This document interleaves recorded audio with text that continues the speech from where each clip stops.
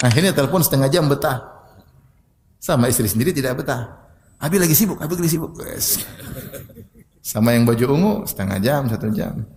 Ini terjadi. Terjadi. Saya dilaporin oleh sebagian orang. Ustaz telepon sama istri orang sampai 40 menit. Ngapain coba? Syahwat itu.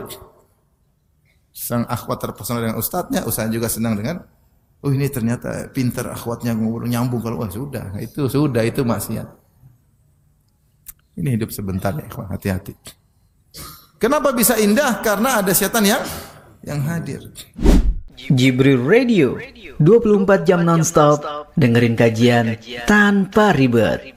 Di antara kebiasaan syaitan, ya, dalam hadis disebutkan bahwasanya syaitan suka makan dengan tangan kiri dan suka minum dengan tangan kiri. Oleh karenanya Rasulullah SAW merintahkan seorang untuk menyelisihi syaitan.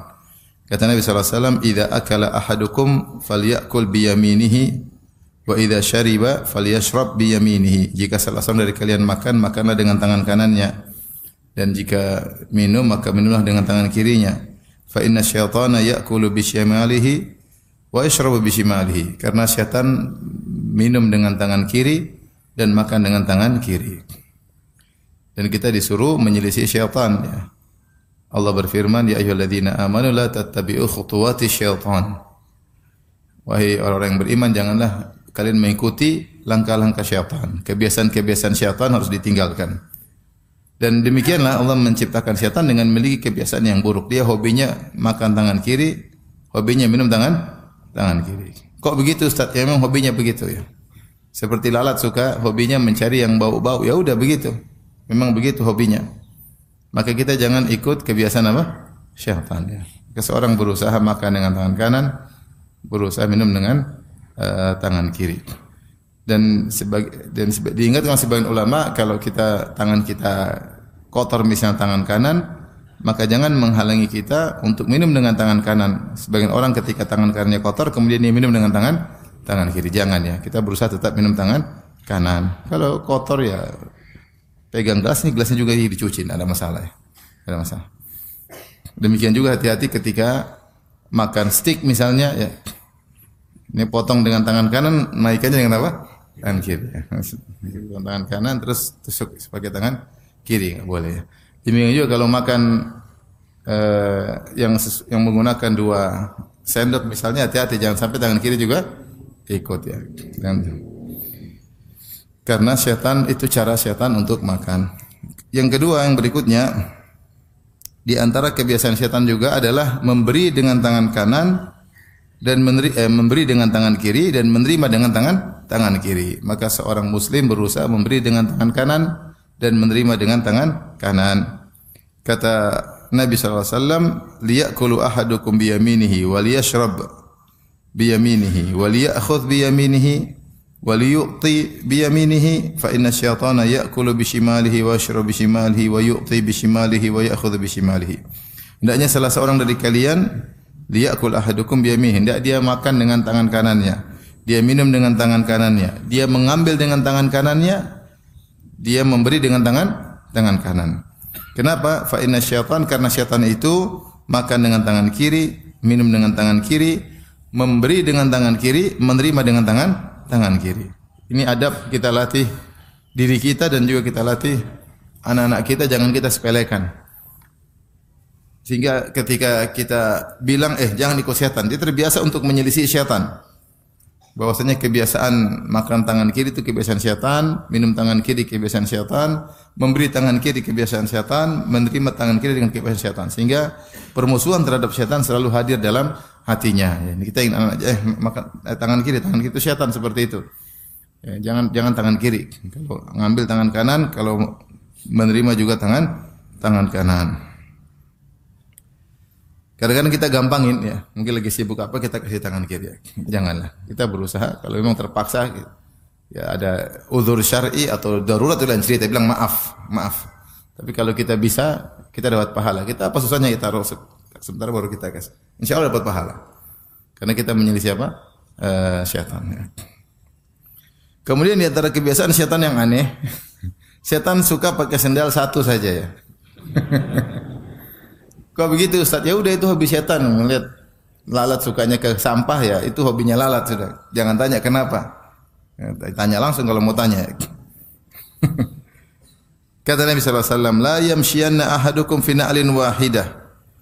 Lian alhuma jami'an aw liyuhfihuma jami'an." Riwayat Muslim. Kata Nabi sallallahu alaihi wasallam, janganlah salah seorang dari kalian berjalan dengan satu sendal.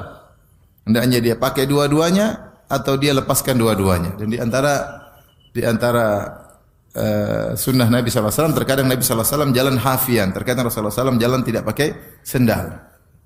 Untuk menunjukkan ketawaduan, tidak harus selalu necis, tidak harus selalu keren. Bahkan Rasulullah SAW mengatakan al-badadatu minal iman, kesederhanaan, ketidakrapian kadang-kadang bagian daripada iman. Jadi tidak selalu harus keren, harus necis, harus setrikanya licin, tidak harus begitu. Biasa saja. Agar kita tidak terlalu condong pada dunia. Ya. Sebagian masyayikh kadang-kadang rapi, kadang-kadang kesal meraut, enggak ada masalah. Ya. Tidak harus necis terus, tidak harus keren terus. Ya. Sekali-sekali tidak keren agar kita ini tidak selalu condong pada apa? Dunia. Ya. Kalau terlalu keren, penampilan selalu perhatikan, ya biasa-biasa aja. Biasa-biasa aja. Ya. Ya. Kalau nggak keren, nggak pede, akhirnya terbiasa dengan dunia dan terbiasa dengan penilaian apa? Penilaian netizen. Kata Rasulullah SAW, jangan pakai sendal satu, pakai dua-dua atau lepas dua-duanya. Dalam riwayat dari Tahawi dalam Mushkil Athar, kata Nabi SAW, inna syaitana yamshi fin na'lil wahidah. Karena syaitan itu jalan pakai satu sendal. Ya udah begitu, percaya aja. Syaitan sukanya pakai satu sendal. Kenapa? Ya begitu hobinya. Gitu hobinya. Adapun para ulama ketika membahas larangan memakai satu sendal aja, mereka menyebutkan beberapa ilah, beberapa sebab larangan. Pertama karena ini hobi syaitan, jadi jangan diikuti. Syaitan sukanya pakai sendal satu. Mungkin kalau syaitan punya toko sepatu jualnya satu-satu.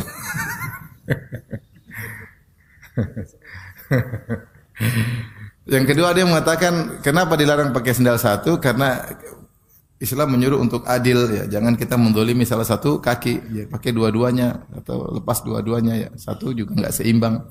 Yang ketiga sebenarnya mengatakan dilarang pakai sendal satu karena menimbulkan syuhrah. Syuhrah itu pusat perhatian dan Islam tidak suka orang cari pusat perhatian, apalagi pusat perhatian dengan perkara-perkara yang buruk, yang tidak beres. Ya. Kita aja pakai pakaian syuhrah dilarang, kata Nabi sallallahu alaihi wasallam, man labisa libasa syuhra fid dunya adahullahu albasahullahu libasal madhammah yaumal qiyamah. Siapa yang memakai pakaian yang menimbulkan kesohoran, ketenaran di dunia, Allah akan buat dia memakai pakaian kehinaan pada hari kiamat kelak. Pakaian syuhra itu pakaian yang orang semua lihat, perhatian. Bisa tampil beda, bisa terlalu bagus, bisa terlalu jelek. Ya. Kalau ibu-ibu mungkin pakai pakaian terlalu indah ya, mungkin lagi pakai baju jilbabnya ada kupu-kupunya. Jadi kalau jalan terbang, ini semua orang lihat, ada kupu-kupu berjalan, ada kupu-kupu kurus, ada kupu-kupu gemuk katanya. Jadi semua orang lihat semua, ini jangan. Itu pakaian syuhra, pakaian yang semua orang ngelirik. Sama seorang muslim lelaki juga demikian, pakai pakaian yang tampil beda. Semua orang tidak seperti dia pakai. Jadi bisa tampil beda juga syuhra. Bisa juga karena terlalu indah, baju terlalu mahal, terlalu banyak keindah, semua orang ngelirik, atau terlalu jelek, bolong-bolong masih dipakai ya. Ini semua tidak boleh. Semua tidak boleh ya. Dan secara umum tampil beda tidak disukai dalam syariat ya. Apalagi tampil beda karena aneh-aneh ya. Jalan mundur misalnya. Ada. Tujuannya apa sih? Pecahkan rekor dunia, jalan mundur. Naik sepeda mundur ada juga, saya baru lihat. Masya Allah, naik sepeda mundur. Tapi saya belum lihat ada naik motor mundur. Kalau ada lebih keren lagi tuh kalau mau cari perhatian ya. Naik motor apa? Mundur. Enggak usah lah ya. Semua yang bisa menimbulkan pusat perhatian kita jauh. Rasulullah mengatakan apa? Innallaha yuhibbul abdal taqiyal khafiyya al-ghani. Innallaha yuhibbul abda taqiyal ghaniyal khafi. Allah suka dengan hamba yang bertakwa, yang khafi, tidak suka tampil. Tidak suka tampil. Al-Ghani yang apa cukup, ya, tidak minta-minta sama orang, ya. Jadi seorang biasa-biasa saja. Makanya Rasulullah SAW dahulu ketika bikin kajian di tengah-tengah para sahabat, maka kalau ada orang dari luar kota Madinah datang, dia bingung nabi yang mana? Nabi yang mana, ya? Tidak ada yang tahu nabi yang mana. Karena nabi penampilan sama dengan yang lain. Sampai akhirnya dibuatlah tempat duduk atau gundukan buat Nabi SAW, sehingga orang luar kalau datang langsung tahu nabi yang mana, karena dia mengajar, Rasulullah SAW mengajar. Bahkan dalam riwayat ketika Nabi SAW berhijrah bersama Abu Bakar As-Siddiq, ketika sampai di Madinah, orang-orang menyangka Abu Bakar lah Nabi, sehingga mereka menyambut marhaban kepada Abu Bakar. Sampai akhirnya ketika Rasulullah duduk, kemudian ada panas yang mengenai Nabi, kemudian Abu Bakar menaungi, baru mereka tahu ternyata Nabi yang itu, bukan yang tadi, ya. Kenapa? Karena penampilannya biasa saja, tidak tampil beda. Semua kegiatan yang buat kita tampil beda, keren-keren, kita hindari sudah.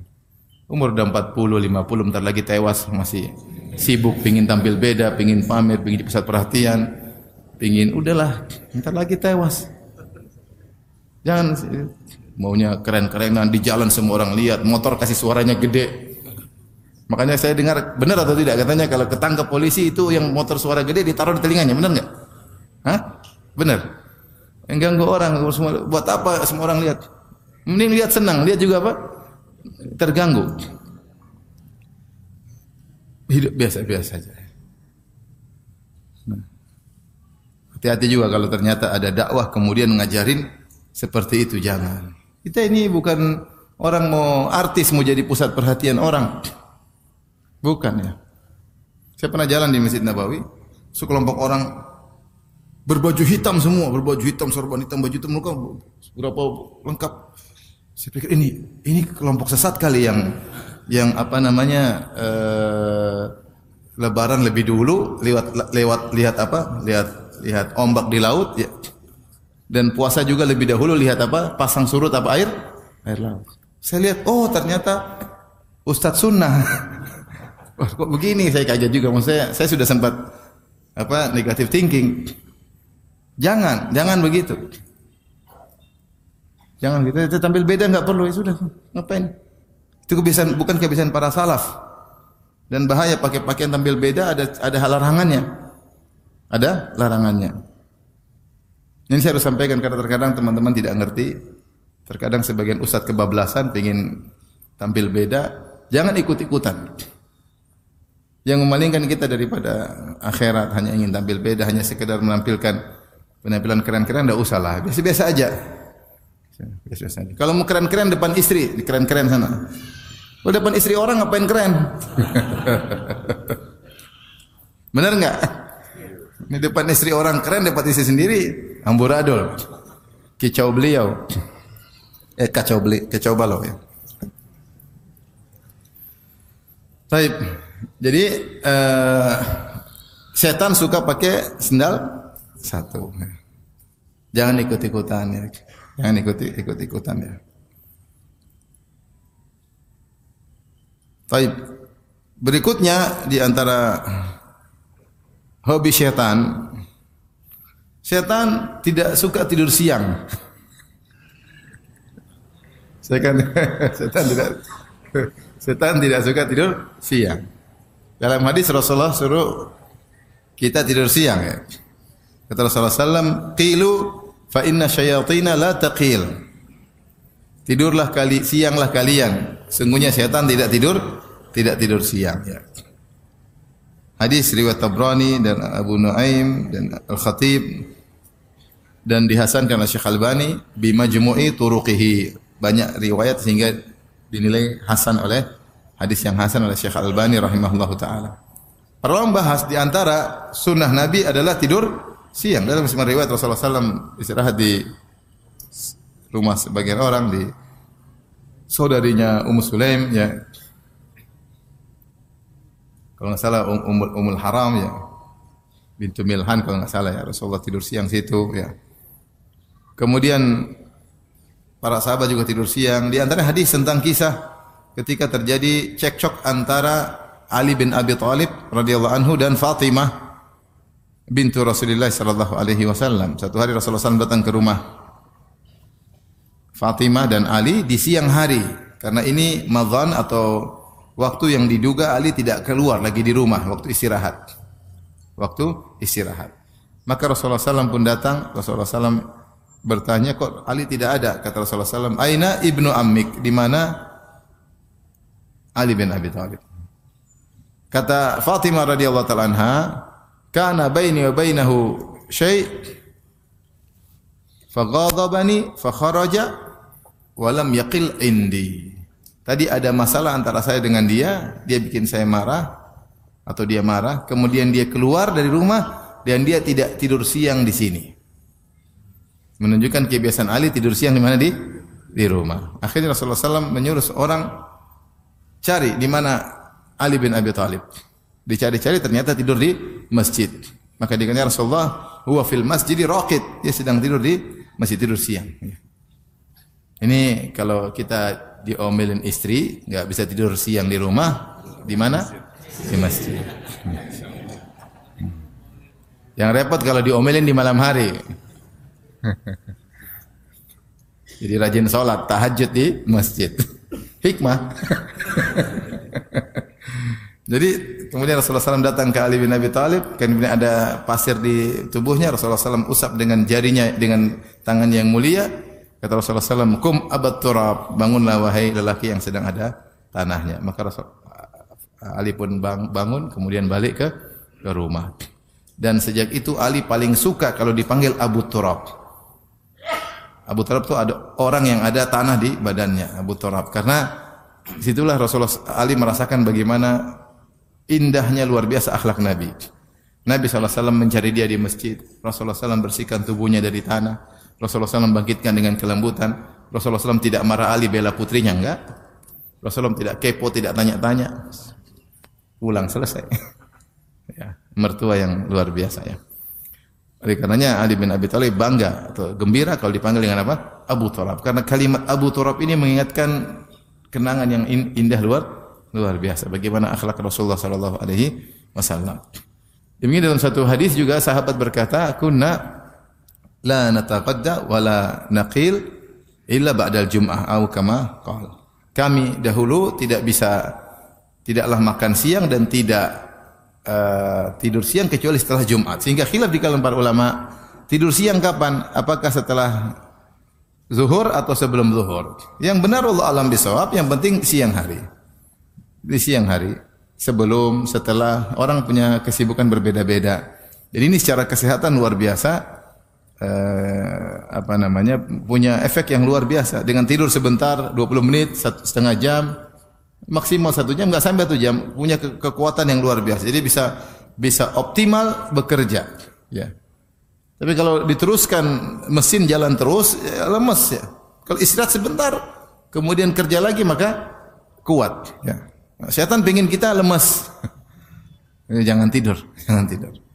Ini oleh karenanya bahkan kalau kita lihat dari cerita-cerita tentang orang-orang tokoh-tokoh besar, mereka tidur ya. Sebut atau besar orang kafir, mereka tidur siang ya. Mereka tidur siang sehingga mereka bisa lebih efektif setelah bangun, lebih giat karena mesin sudah istirahat sebentar. Nah, dalam Islam tidur siang juga sunnah. Tidur siang juga sunnah ya. Maka sempatkan tidur siang. Kita tidak tidur siang juga lama-lama. Sampai 2 jam, 3 jam. Kalau 2 jam, 3 jam tidur siang, malam pasti begadang. Tapi kalau tidur cuma setengah jam, 40 menit, setengah jam, malam udah ngantuk lagi dan bisa bangun lagi sholat malam. Ya berusaha kita jalankan sunnah. Syaitan tidak tidur siang karena syaitan tidak mau off dalam menggoda manusia. Kalau tidur siang istirahat dong, enggak. Terus menggoda manusia.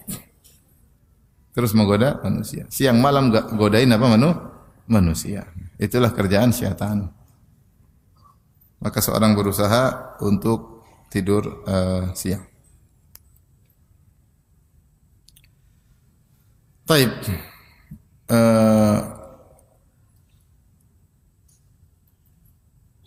Sebagaimana pernah kita sebutkan bahwa setan berusaha untuk ikut serta dalam segala kegiatan manusia. Bagaimana cara menggoda manusia dalam segala kegiatannya ya. Dalam segala kegiatannya. Dalam hadis Rasulullah SAW bersabda, "Inna syaitana yahduru ahadakum inda kulli syai'in min sya'nihi." Sungguhnya syaitan menghadiri salah seorang kalian dalam segala kegiatannya. Jadi syaitan selalu hadir. Bahkan kalau orang ini mau keluar rumah, syaitan sudah siap menanti untuk menggodanya. Inna syaitana qa'ada li bini Adam bituruqihi, biatruqihi. Syaitan itu nongkrong di semua jalan yang ditempuh oleh anak Adam. Ya, dalam Al-Qur'an Allah mengatakan, "Tsumma la'atiyannahum min baini aydihim wa min khalfihim wa an aymanihim wa an syama'ilihim wa la tajidu aktsarahum syakirin." Ya Allah, benar-benar aku akan datangi anak-anak Adam dari depan aku goda, dari belakang aku goda, dari kanan aku goda, dari kiri aku goda. Jadi syaitan selalu menggoda. Saya sering sampaikan, kalau kita ini kan ada kegiatan, ada kerjaan, ya. Kerjaan di rumah, kerjaan di luar. Kalau syaitan enggak punya kerjaan kecuali menggoda. Tidak ada disebut dalam riwayat setan berdagang, setan apa, enggak ada. Ya, jadi setan ini benar-benar fokus nggodain kita. Dia cuma liburan kalau bulan Ramadan. Dibelenggu. Habis bulan Ramadan aktif kembali.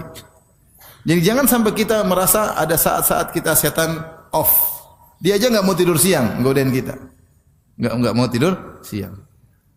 Kalau kita sudah mulai digoda-goda, ini setan menggoda ini.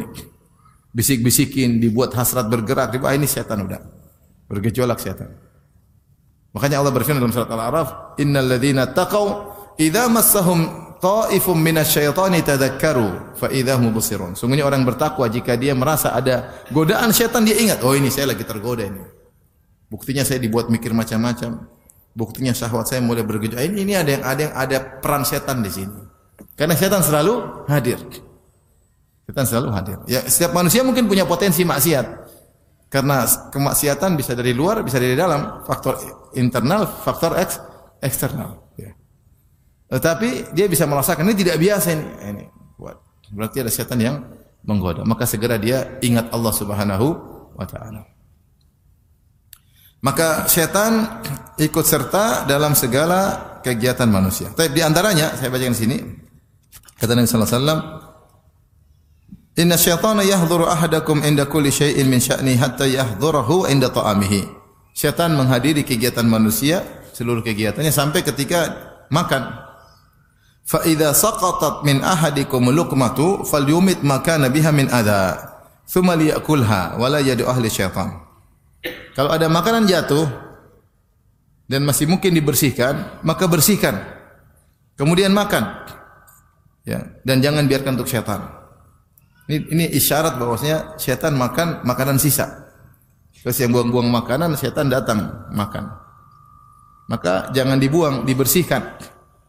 Dan di antara tawadhu Nabi sallallahu alaihi wasallam disebut dalam hadis Rasulullah SAW jalan, tiba-tiba di tengah jalan Rasulullah SAW melihat ada korma. Rasulullah ambil, Rasulullah mau makan, tidak jadi. Rasulullah bersihkan, Rasulullah mau makan, Rasulullah SAW tidak jadi. Khawatir ini korma sedekah. Dan Rasulullah SAW dilarang makan apa? Harta sedekah. Rasulullah tidak menerima sedekah, Rasulullah SAW hanya menerima hadiah. Tapi Rasulullah SAW sudah bersihkan mau makan. Ustaz, kalau zaman sekarang gimana? Ya pokoknya kalau mungkin untuk dimakan, makan. Mungkin untuk dimakan, makan. Rasulullah mengatakan kalau makanan sudah dibuang, orangnya sudah ditinggalkan oleh pemiliknya, maka itu boleh diambil ya. Tentunya kita berbicara tentang hukum asal ya. Hukum asal. Makanya Syekh bin Baz pernah ditanya, bagaimana tentang orang-orang melakukan kesyirikan kemudian mereka taruh makanan di kuburan? Boleh enggak dimakan? Maka jawabannya secara hukum fikih, kalau ternyata makanan tersebut berupa sembelihan maka tidak boleh, khawatir sembelihan kepada selain Allah Subhanahu wa taala. Tapi kalau buah, kue, maka boleh. Maka boleh. Tapi kita khawatir kalau kita makan, orangnya tambah syirik. Habis. Habis. Dipikir wah dimakan sama wali ya. Ternyata ternyata wali-wali daya. Ternyata bukan wali. Ternyata kita yang makan ya. Ada kawan dulu tinggal di suatu kota, situ banyak orang penyembah berhala dan mereka sering kasih makanan Kadang-kadang mereka taruh uang. Teman saya bilang, saya dulu suka ngambil ini, Ustaz. Ngambil buah-buah, ngambil duit-duit. Cuma sekarang udah berubah. Mereka enggak taruh uang asli, sekarang uang mainan. Kalau dulu mereka taruh uang asli zaman-zaman dulu. Ya, sekarang dewanya bisa dikibulin juga, yang penting perwakilan. Taib, jadi seorang berusaha tidak buang-buang makanan. Dan di antara bentuk mensyukuri nikmat Allah adalah dimanfaatkan seoptimal mungkin. Ini bentuk bersyukur. Kita ngajarin istri kita, anak kita, ya, agar tidak mubazir. Beli secukupnya. Kalau enggak cukup, enggak habis ya disimpan kalau memang mungkin. Kalau memang sudah qadarullah enggak bisa lagi ya sudah, mau diapain. Tapi selama tidak dibuang-buang, selama masih bermanfaat jangan dibuang-buang. Karena kalau dibuang maka syaitan yang makan. Salah satu hobi syaitan adalah makan makanan sisa yang kotor yang dia suka. Kok begitu Ustaz? Sudah jangan tanya. Sama dengan lalat, kenapa suka sampah-sampah? Maka Rasulullah SAW jika datang jatuh satu makanan, maka kau bersihkanlah. Kemudian ini sunnah Nabi SAW. Ya beda kalau jatuh di sampah enggak, tapi kalau selama jatuh di lantai rumah kita, jangan terlalu pikiran macam-macam, udah bersihin aja enggak ada masalah. Beda kalau jatuh mungkin di luar kena kotoran atau apa yang lain. Tapi kalau di rumah, di lantai rumah kita, kita lagi di kamar jatuh, ambil aja. Jangan terlalu higienis, kata dokter. Kalau terlalu higienis dia enggak punya imun untuk apa? Terlalu higienis susah sendiri ya. Susah sendiri. Nah, saya dulu punya kawan ada higienis banget, dikit-dikit cuci tangan, mau makan cuci tangan, cuci tangan, mau satu lagi cuci tangan, sakit ya. Terlalu apa? Higienis ya. Terlalu steril ya. Salah ya? Terlalu steril atau terlalu higienis? Sama ya? Mirip ya. Ada dokter sini enggak enak. Baik. Bahkan Rasulullah SAW mengatakan fa idza faragha fal ya'laq asabi'ahu. Kalau sudah selesai makan hanya dia jilat jari-jarinya. Kenapa? Fa innahu la yadri fi ayyi ta'amihi takunul barakah. Dia tidak tahu keberkahan di mana. Jadi kalau kita makan nasi satu piring, ada berkah di antara makanan tersebut. Entah di awal kita makan, entah di pinggir, entah di tengah, entah di akhir. Maka untuk memastikan kita makan tersebut berkah kita pasti masuk dalam tubuh, maka makan semuanya. Oleh karena kita harus mengambil secukupnya dan kita makan semua. Bahkan kata Nabi kalau ada tersisa jin dijilat. Pertama di antara hikmahnya, siapa tahu yang tersisa di jari itulah yang berkah. Apa fungsinya? Kalau kita makan berkah berarti tambah iman. Kita semangat beribadah, tidak malas, jauh dari maksiat karena kita makan makanan yang berkah. Semua aktivitas kita kan dari sumber energi. Kalau energinya berkah, insyaallah lebih berkah kehidupan kita. Maka jangan buang. Makanya Rasulullah suruh makan dari sisa, bahkan di jari dijilat ya. Yang kedua sebagai bentuk penghormatan terhadap nikmat Allah, kita tidak buang-buang. Ya. Kalau berlebihan kasih tetangga, kasih orang, banyak orang sekarang susah. Saya tahu di satu kampung sampai orang ngutang, bukan di sini, tapi di kampung lain tahu orang ngutang sampai untuk beli beras. Di luar sana masih banyak orang susah. Ada yang sehari makan cuma sekali. Ini ada di tanah air kita. Kasihan. Kita makan dibuang-buang berasnya, enggak, jangan. Kita makan secukupnya, kalau enggak kasih orang. Ya. Kasih orang, masih banyak yang bisa memanfaatkan. Jadi ini dalil bahwasanya kalau makanan terbuang sisa-sisa dia akan dimakan oleh syaitan ya. Yang ajarin sama jangan sisa, nanti dimakan setan, habisin. Kalau enggak makannya lain kali. Enggak bisa, mami sudah kenyang sekali, udah mami yang makan kalau gitu. Kalau enggak lain kali kamu jangan ambil apa? Banyak-banyak, secukupnya. Kita ajarin. Sehingga selalu anak-anak itu tahu tentang permusuhan dengan syaitan. Kemudian juga dalam hadis syaitan ingin ikut tidur di rumah orang, makan di rumah orang. Kata Nabi SAW, "Idza dakhala ar-rajulu baitahu fadzakarallaha 'inda dukhulihi wa 'inda ta'amihi." Qala syaitan, jika seorang masuk rumahnya, kemudian dia menyebut Allah, berzikir kepada Allah ketika masuk rumah.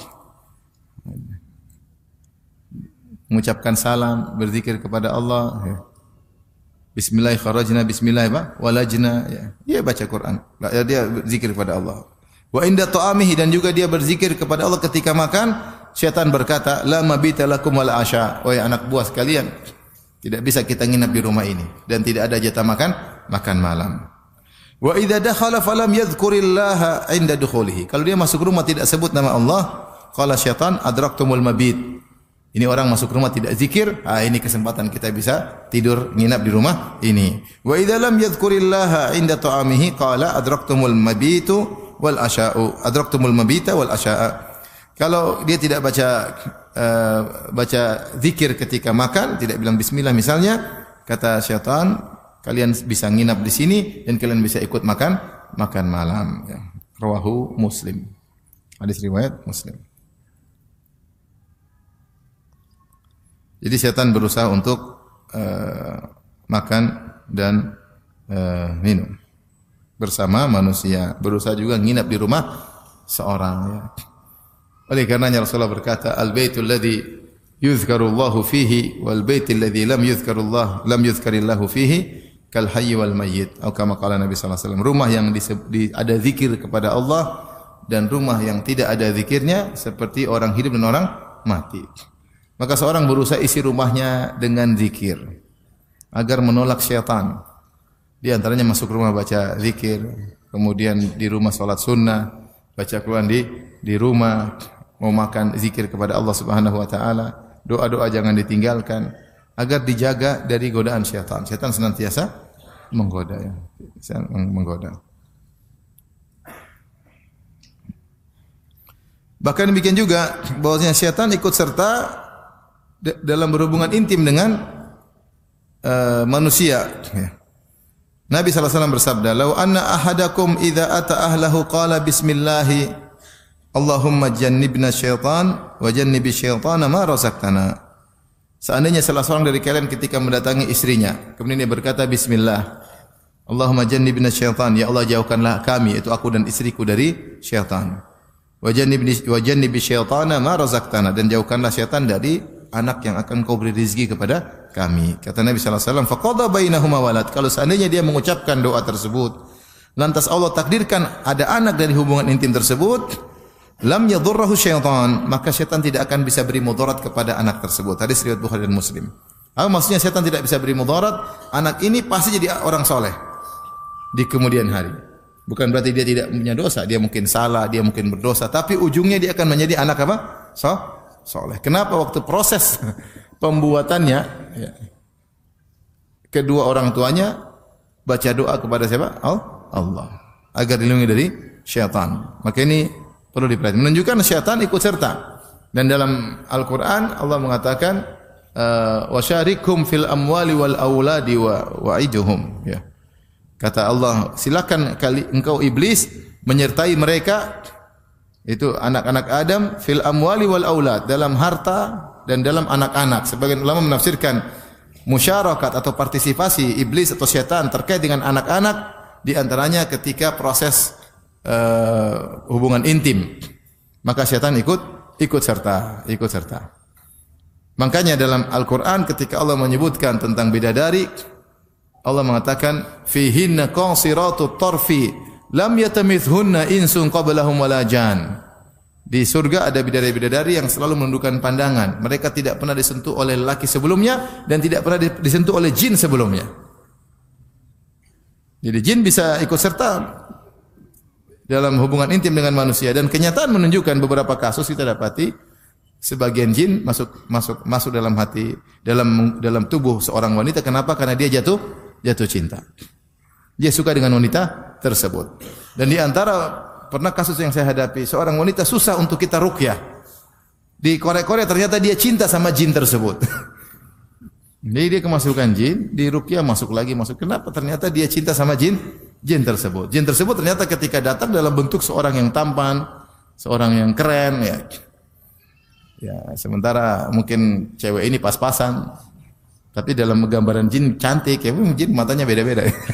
Tapi intinya jalinan cinta manusia dan jin terjadi.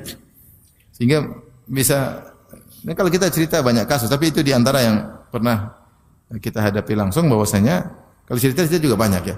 Itu di antara yang saya pernah hadapi langsung, bahwasanya cinta bisa terjadi antara jin dan apa? Manusia. Maka kalau seorang lupa untuk baca doa, bisa jadi syaitan ikut serta berhubungan intim dengan istrinya. Maka dua-duanya berusaha baca, suami dan istri baca. Apa doanya? Bismillah. Allahumma jannibna syaitan wa jannibi syaitana ma razaqtana. Jangan lupa ya.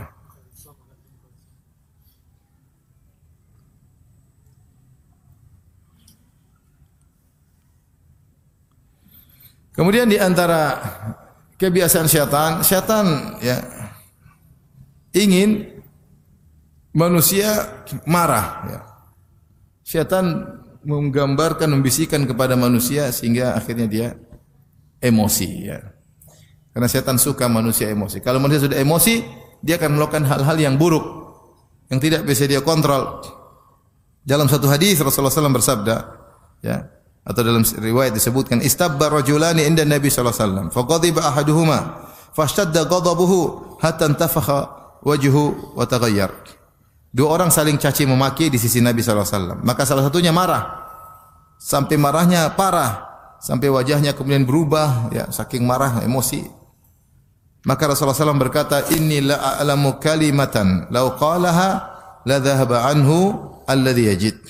Sungguhnya saya tahu satu zikir atau kalimat yang seandainya dia diucapkan olehnya maka akan hilang kemarahannya. Lau qala a'udzu billahi minasyaitonir rajim.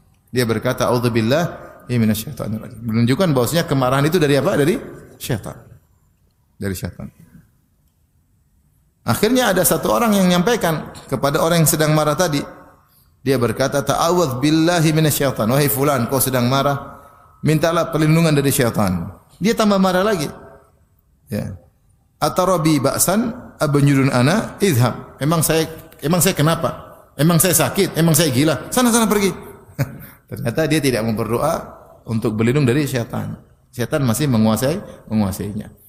Jadi kalau kita marah, yakinlah syaitan sedang membisik-bisikan, mengompor-ngompori kita, memprovokasi kita, maka kita jangan dikuasai oleh syaitan. Ya. Jangan emosi, sabar. Kalaupun kita ngambil keputusan, jangan emosi. Dipikirkan dengan tenang, bukan atas dasar emosi. Karena kalau sudah emosi, banyak akan menimbulkan penyesalan. Makanya Rasulullah mengatakan, la taqdab, jangan marah. Sahabat yang dinasihati begitu, dia mengatakan, fakartu hina qala li ma qala, fawajadtu anal ghadab jima'us syarri kulli. Aku merenungkan nasihat Nabi yang bilang jangan marah, jangan berulang-ulang. Aku renungkan ternyata segala sebab kerusakan adalah kemarahan.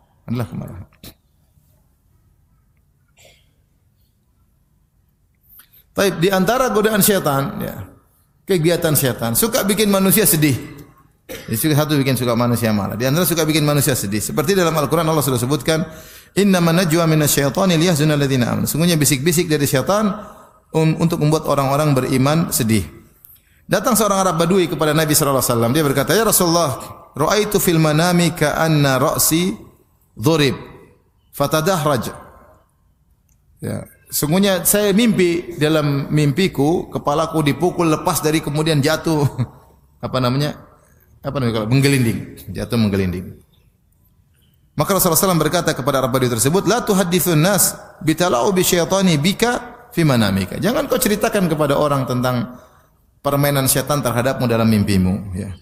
Jadi syaitan kalau tidak bisa goda orang ketika dia dalam kondisi sadar, digoda dalam kondisi sedang tidur dengan berbagai macam godaan. Dibuat sedih. Sebagian orang dibuat ingat dengan maksiat-maksiat masa lalu. Tidur dibuat mimpi dengan CLBK-nya. Lagi ngomel-ngomel sama pasangannya, tidur tahu-tahu mimpi indah, ketemu dengan pacar lama. Siapa yang kasih mimpi? Syaitan. Dibuat sedih, dibuat takut, dibuat khawatir.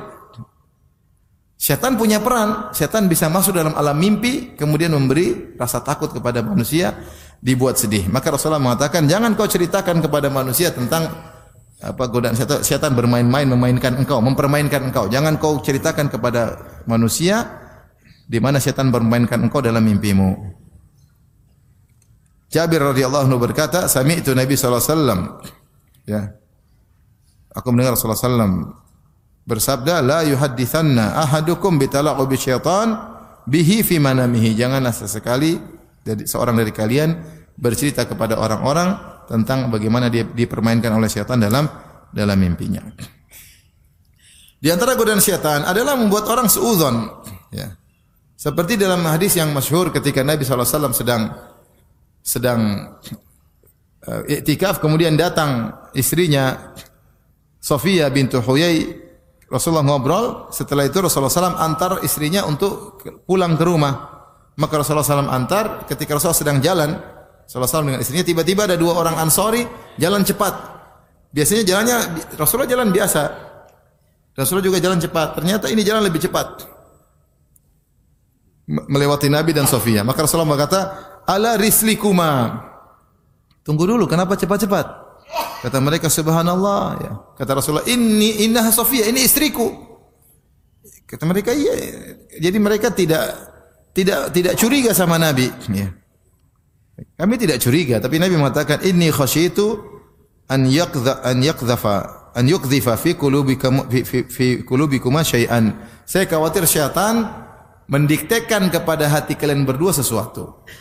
Sebelum kalian suudzon, saya jelaskan ini adalah istriku sendiri. Karena ini posisinya di malam hari.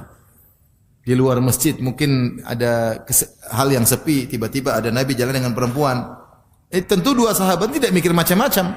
Ketika mereka tahu Nabi seorang mulia, tidak mungkin macam-macam. Tapi Nabi memutuskan jangan sampai syaitan membisikkan sesuatu setelah itu. Maka Rasulullah mengatakan, agak khawatir syaitan melemparkan pada diri kalian sesuatu. Maka saya putuskan, saya katakan inilah istriku Sofia. Ini dalil bahwasanya syaitan suka membuat seorang suudzon, mendiktekan pada diri kita untuk suudzon kepada orang lain. Dan itu banyak, rumah tangga hancur, pekerjaan hancur, persahabatan hancur, gara-gara suudzon. Yang diktekan siapa? Syaitan. Itu cara syaitan menggoda. Maka hati-hati, seorang hukum asalnya dia tidak boleh suudzon. Hukum asal kita harus husnudzon kepada saudara kita. Sampai ada dalil indikator yang kuat yang mengeluarkan dari hukum asal sehingga membuat kita suudzon. Kalau kita tidak bisa hilang suudzon tersebut, tabayun, tanya. Kalau kita tidak bisa hilang suudzon tersebut, tabayun agar jelas memang dia begitu atau tidak. Tapi di antara syaitan menggoda adalah ketika seorang lelaki berkhalwat dengan wanita. Kata Rasulullah SAW, la yakhluwanna rajulu bimra'atin illa kana syaitanu thalithahuma. Tidaklah seorang laki berduaan dengan seorang wanita kecuali syaitan hadir. Kecuali syaitan hadir. Apa tujuan syaitan hadir? Untuk membuat syahwatnya bergejolak, untuk menggambarkan hal-hal yang indah dalam maksiat. Sebagaimana syaitan telah bersumpah, la uzayyinanna lahum fil ardi. Sungguh aku benar-benar akan menghiasi maksiat bagi mereka di atas muka bumi. Maka seorang menghindar, jangan sampai berdua-duaan dengan wanita yang bukan mahram. Sampai para ulama membahas, kalau ada kita masuk ke musalla, ada laki-laki jadi imam, kemudian kita seperempuan jadi makmum, kalau ini bukan mahram, jangan enter masuk khalwat. Imamnya laki, perempuannya satu. Habis assalamualaikum, kaif halu ukhti ya.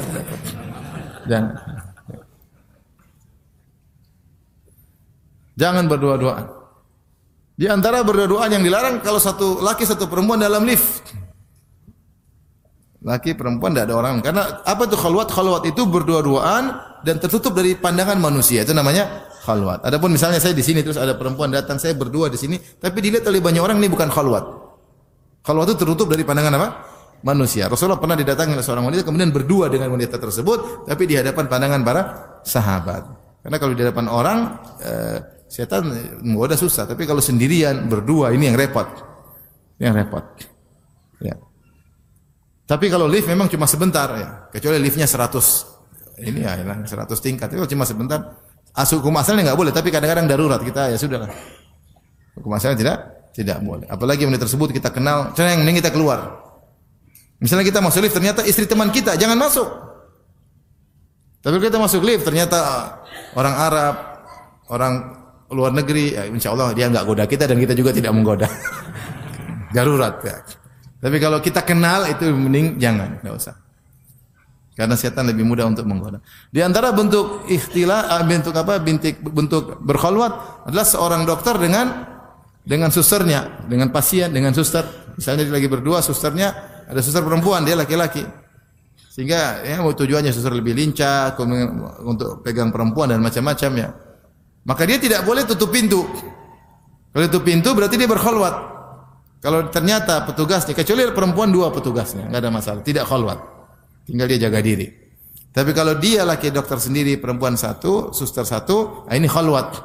Kalau dia tidak khalwat, buka pintu sehingga pasien bisa melihat apa yang sedang mereka kerjakan. Dia tidak tutup pintu kecuali pasien masuk. Di antara khalwat juga tadi, dokter dengan pasien perempuan sendiri. Dan itu mungkin terjadi, emang dokter malaikat. Ya. Ya, enggak juga ya. Dokter juga bisa tergoda.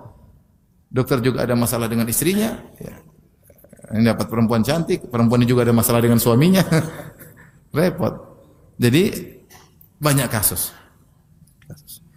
Seperti khalwat belajar, ternyata dibuat grup kerja. Grup kerja kelompok, satu lagi satu perempuan. Ketemuan, ini aduh ngeri. Oleh karenanya, kenapa sering terjadi zina ketika berduaan? Ya, untuk perempuannya biasa aja kok. Coba lihat, oh biasa aja. Ya biasa aja, tapi ada setan yang menghiasi. Itu laki biasa aja, iya biasa aja, tapi ada setan yang menghiasi sehingga terlihat indah. Ya. Ini laki-laki hitam tapi gara-gara setan bisikan jadi kelihatan Korea. Ada setan yang hadir. Apa tugas setan? Memang setan hadir nonton doang? Enggak. Dia hadir untuk menggoda. Untuk menggoda, maka waspada. Aku waspada. Tapi Ustaz, kalau kita chattingan sama cewek, chatting bukan khalwat. Teleponan sama cewek bukan khalwat. Tetapi kalau menimbulkan maksiat, hati-hati. Mungkin sehingga adab telepon ada, adab chattingan apa? Ada. Orang tanya, Ustaz, kefal Ustaz, khair. Ustaz, saya ada pertanyaan, silakan. Silakan tanya. Oh, ini wajar. Tapi kalau teleponnya, Ustaz, masih kenal saya Ustaz? Emang siapa? Itu Ustaz yang kemarin baju ungu. Wih, oh itu. Nah, udah selesai. Ini bukan khalwat ya, tapi maksiat. Akhirnya telepon setengah jam betah. Sama istri sendiri tidak betah. Abi lagi sibuk. Yes. Sama yang baju ungu setengah jam, 1 jam. Ini terjadi. Saya dilaporin oleh sebagian orang. Ustaz telepon sama istri orang sampai 40 menit. Ngapain coba? Syahwat itu. Sang akhwat terpesona dengan ustadznya, ustadznya juga senang dengan, oh ini ternyata pintar akhwatnya nyambung. Kalau itu maksiat. Ini hidup sebentar ya, ikhwan, hati-hati. Kenapa bisa indah? Karena ada setan yang hadir. Kalau WA juga yang sederhana, Ustadz apa hukumnya ini? Ya sudah. Makasih Ustadz, kik, kwek. Repot yang kisi kol repot. Meskipun itu bukan khalwat, tapi itu bisa menimbulkan maksiat.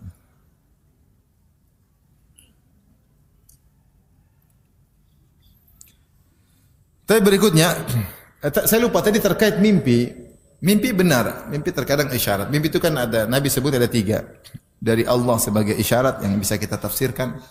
Yang kedua dari gangguan syaitan, tadi Nabi juga sebut. Yang ketiga dari sering diomongin jadi kebawa mimpi. Siang-siang ngomong, saya mau poligami. Terus tidur, poligami. Wah, kayaknya petunjuk dari Allah. Enggak. Ente itu apa namanya?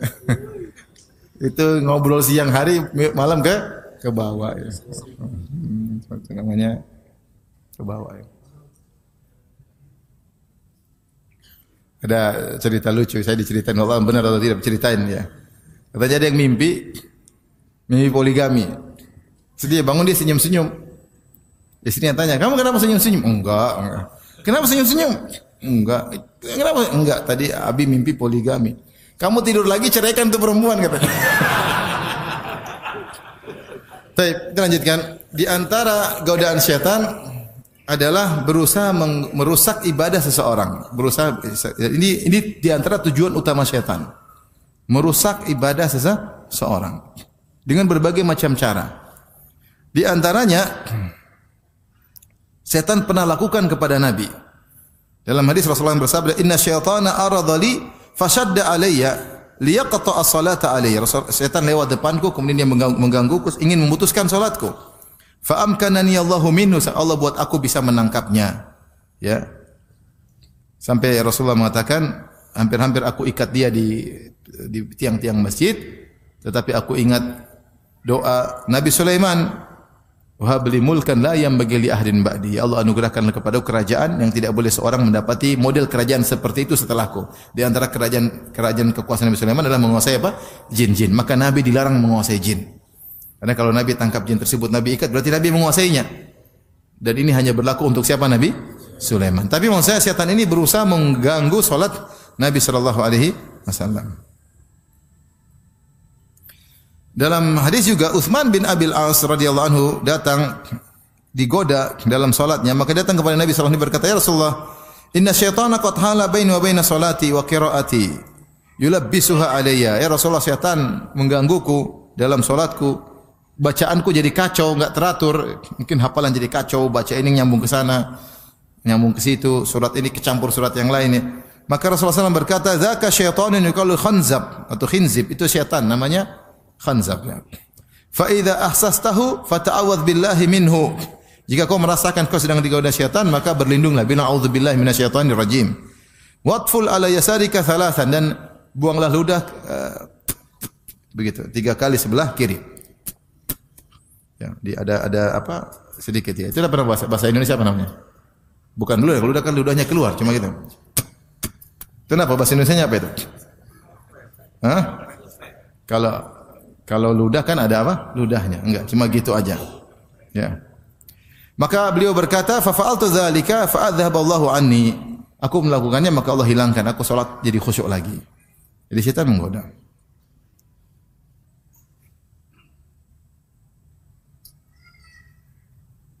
Dalam hadis juga Rasulullah bersabda, "Inna syaitana ya'ti ahadakum wa huwa fi salatihi." Syaitan datang kepada seorang sementara dia sedang salat. Fa ya'khudhu sya'ratan min duburihi fayamuddaha fayara annahu qad ahdatha. Maka syaitan datang, syaitan ambil rambut sekitar duburnya, syaitan tarik-tarik rambutnya sehingga dia merasa bahwasanya dia sudah buang angin. Kata Nabi, "Fala yansarif hatta yasma' sautan aw yajid riha." Jangan dia berpaling, jangan dia batalkan salatnya sampai dia mendengar suara atau dia mencium aroma. Ternyata kita merasa buang angin, ternyata godaan apa? Syaitan. Kecuali kalau ada suara, berarti bukan syaitan, memang serius. Tapi kalau enggak ada suara, ini syaitan yang bikin, seakan-akan ada angin. Dalam riwayat bahkan tiupan. Ibnu Abbas berkata, "Inna syaitana yutifu bil abdi liyaqta alaihi salatahu." Syaitan yutifu itu apa? Mengitari, muter-muter orang sedang salat. Jadi syaitan bukan tungguin antum, dia muter-muter cari celah gimana goda orang ini. Dia sedang salat nih. Begitu salat langsung dia goda. Fa idza ayahu, kalau dia tidak mampu menggoda orang ini, nafakha fi duburi, maka setan tiup di duburnya. Seakan-akan dia kentut. Kok ada angin? Nah, setan ini kentut apa? Tiup-tiup sembarang. Fala yansarif, maka jangan dia batalkan salatnya. Hatta isma' sautan aw jidriha, sampai dia mendengar suara atau dia mencium apa? Aroma. Kata Ibnu Abbas, "Wa ya'tihi fayasiru dzakarahu fayurihi annahu kharaja minhu syai'." Bahkan setan pun datang ke kemaluannya, kemudian setan menggerakkan seakan-akan keluar tetesan. Ya. Kata Ibnu Abbas, "Fala yansarif, jangan batalkan salatnya hatta yastakin, sampai dia yakin memang dia pipis. Kalau enggak itu godaan apa? Syaitan. Karena syaitan memang goda, buat orang waswas. Sudah waswas salat itu enggak teratur. Sekarang banyak orang tertipu waswas, sudah wudu dikira belum wudu. Sudah sekali kayaknya belum, tambah lagi sampai wudu lama sekali, kasihan. Saya ada kawan anaknya begitu, padahal sudah sekolah agama, begitu. Saya bilang, "Kau ikuti waswas dosa. Jangan ikut waswas meskipun ternyata kau belum wudu, kau diampuni oleh Allah karena kau memang sedang berpenyakit." Jadi kalau setan bilang belum, cuekin aja, salat aja. Allah Maha baik. Kalau ternyata memang kau belum wudu, diampuni karena memang kau sedang berpenyakit. Tapi kalau kau ikuti, kayaknya belum, wudu lagi. Baru Allah, kayaknya belum. Sampai ulang-ulang 5 kali, 10 kali. Itu yang setan senang. Maka jangan diikuti. Justru kalau kau ikuti, kau malah ikut apa syaitan. Jangan diikuti. Sudah merasa wudu, sudah. Wasal enggak usah, salat aja, enggak ada masalah. Sampai penyakit tersebut hilang. Di antara godaan syaitan dalam salat, syaitan buat ingat. Ya. Kata Nabi SAW, ingat-ingat hal-hal yang sudah kita lupakan dalam salat, bukan di luar salat. Idza nudiya lis-salati adbara syaitan wa lahu dhuratun hatta yasma'a ta'dhin, hatta la yasma'a ta'dhin. Kalau syaitan dikumandangkan azan, maka dia kentut. Kentutnya besar yang dia dengar sendiri, kita enggak dengar. Supaya dia enggak dengar azan. Dia menghilangkan, mengacaukan suara azan dengan dia kentut-kentut supaya dia tidak dengar azan. Fa idza qudiya nida, kalau sudah selesai adzan, aqbala hatta idza thawwaba bis salati atau thuwiba bis salati adbar. Ya. Maka dia pun balik ketika dia siap menggoda. Jadi habis adzan dia balik lagi. Nunggu iqamat dia balik. Ketika iqamat dia kabur lagi. Hatta idza qudiyat tathwibu aqbala. Kalau selesai iqamat dia balik lagi. Hatta yukhattiru bainal mar'i wa nafsihi. Sampai dia menggoda, membisikkan di antara seorang dengan jiwanya. Dia berkata, uzkur kada, ingat ini. Uzkur kada, ingat ini. Lima lam yakun yadhkur hatta yadhallu rajulu la yadri kam shalla. Sehingga dia ingat, oh ya, ingat sampai dia lupa sudah rakaat keberapa. Hadis riwayat Bukhari dan Muslim. Itulah syaitan. Semua merasakan enggak godaan itu? Iya. Allah. Oh iya. Baru takbir, oh iya. Itu syaitan. Bilang a'udzubillahi minasyaitonir rajim.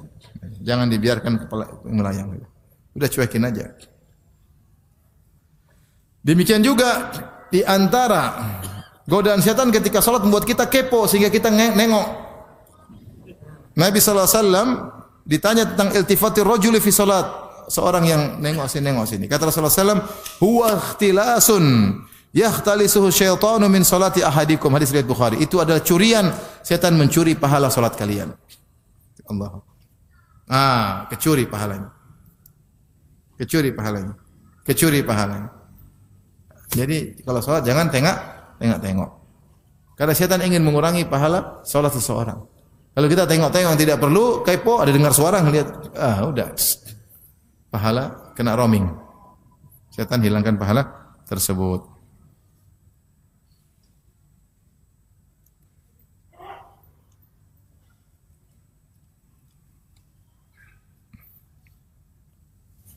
Di antaranya syaitan menimpakan sebagian dengan ain. Ain bisa jadi dari manusia, bisa juga dari apa? Syaitan, dengan bantuan syaitan. Nabi SAW melihat di rumah Ummu Salamah jariyah fi wajhiha safa, yaitu seorang wanita wajahnya ada masalah, mungkin ada penyakit. Kata Rasulullah, istarqulaha fa inna biha nadhra, hadis riwayat Bukhari. Carilah orang untuk meruqyah budak wanita ini. Sungguhnya dia kena ain.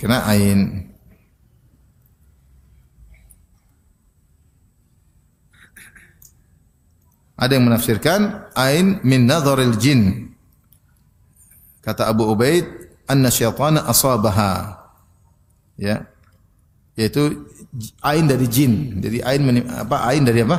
Jin. Apakah jin yang langsung menimpakan ain ataukah dari manusia dengan pandangan jahat kemudian dibantu oleh syaitan sehingga prosesnya membuat orang menjadi kena mudarat, ya.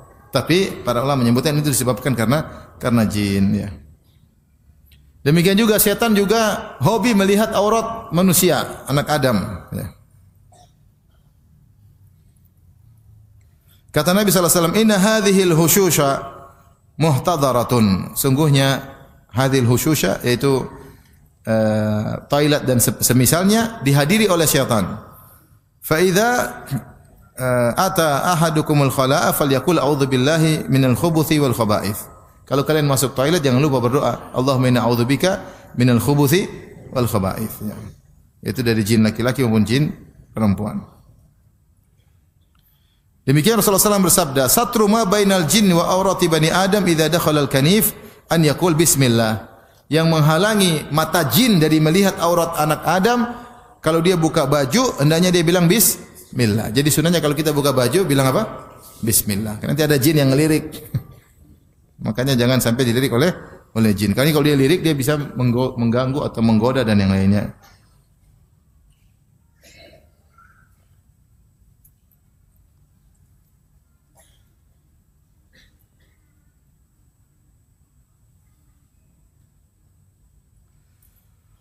Taib, yang terakhir mungkin saya ingatkan bahwasanya di antara propaganda setan yang terbesar adalah memisahkan seorang suami dari apa? Istrinya. Dalam hadis Rasulullah bersabda, "Inna iblis wada'a arsyahu 'alal ma' thumma ba'atha sarayahu." Sungguhnya iblis meletakkan singgasananya di atas air, entah di mana. Air di mana, di lautan mana, di samudera mana.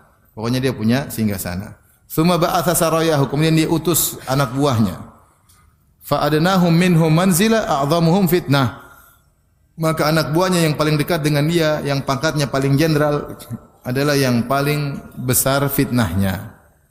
Setelah mereka menggoda, mereka lapor. Fayaji ahaduhum, maka salah seorang, bukan salah satu setan datang lapor. Ya iblis, saya sudah begini. Kata iblis, ma fa'alta syai'an, kau belum melakukan apa-apa. Ya. Satu lagi lapor, belum, kata iblis, belum. Sampai ada satu datang mengatakan, la azalu birrajul hatta farraqtu bainahu wa baina imra'atihi. Saya senantiasa menggoda laki tersebut sampai saya pisahkan antara dia dengan apa? Istrinya, digoda. Kata iblis, nikma anta, ente setan top, kata iblis. Faqarrabahu, maka setan mulai sini duduk samping saya. Diagungkan oleh setan karena berhasil memisahkan seorang laki dari istrinya. Entah yang digoda lelaki, entah digoda wanita. Ini harus jadi pelajaran bagi kita ya. Setan menggoda. Makanya di antara tujuan dukun sihir adalah memisahkan suami dan istri. Yufarriquna bihi bainal mar'i wa zawjihi. Dalam Al-Qur'an dalam surat Al-Baqarah kata Allah Subhanahu wa taala, dengan sihir tersebut mereka memisahkan antara suami dengan apa? Istrinya. Jadi di antara tugas utama setan memisahkan suami dari istri. Kita hidup di zaman yang banyak godaan-godaan yang membuat buyar rumah tangga. Dengan sihir, dengan selain sihir, dengan tontonan, dengan pergaulan, dengan chattingan ya. Kemarahan, ketidakpuasan, banyak hal.